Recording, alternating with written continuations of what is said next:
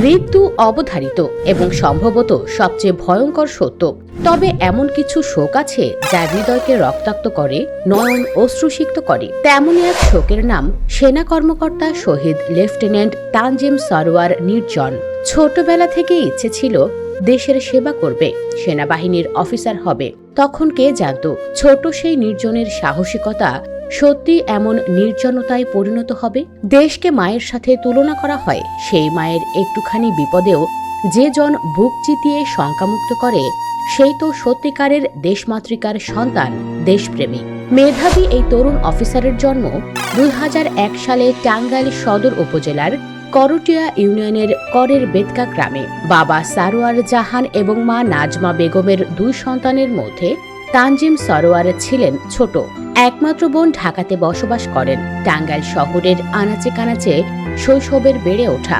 ৬ষ্ঠ শ্রেণী পর্যন্ত পড়াশোনা করেছেন টাঙ্গাইল শহরের বিন্দুবাসিনী সরকারি বালক উচ্চ বিদ্যালয়ে।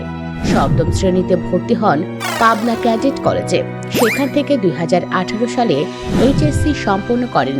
দেশের সেবা করার এক আকাশ স্বপ্ন নিয়ে বাংলাদেশ মিলিটারি একাডেমিতে যোগ দেন এবং ২০২২ সালের ৮ই জুন আর্মি সার্ভিস কোরে কমিশন লাভ করেন। তিনি আর্মি ক্যাডেট ফোর্সের ৮২তম দীর্ঘমেয়াদী কোর্সের প্রশিক্ষণ প্রার্থী ছিলেন।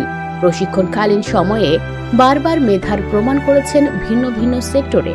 মাত্র ২ বছরের পেশাগত ক্যারিয়ারে সিনিয়রদের আস্থাভাজন হয়ে উঠেছিলেন। আসলে যে ছেলেটার একমাত্র ক্ষুধাই ছিল সাধ্যের সবটুকু দিয়ে দায়িত্ব পালন, সেই ছেলেটা একদিন এসে এভাবে সাধ্যের অতিরিক্ত নিজের জীবনটা বিলিয়ে দেবে, কে ভাবতে পেরেছিল? দেশের ইতিহাসকে আরও একবার কলম নিতে বাধ্য করল। আন্তঃবাহিনী জনসংযোগ পরিদফতর প্রকাশিত এক বিজ্ঞপ্তিতে বলা হয়, সোমবার ২৩ সেপ্টেম্বর দিবাগত রাত ৩টার দিকে গোয়েন্দা তথ্যের ভিত্তিতে চকরিয়া উপজেলার অন্তর্গত ডুলহাজারা ইউনিয়নের পূর্ব মাইজপাড়া গ্রামে ডাকাতির খবর পেয়ে চকরিয়া আর্মি ক্যাম্প থেকে বাংলাদেশ সেনাবাহিনীর একটি দল দ্রুততার সঙ্গে গমন করে।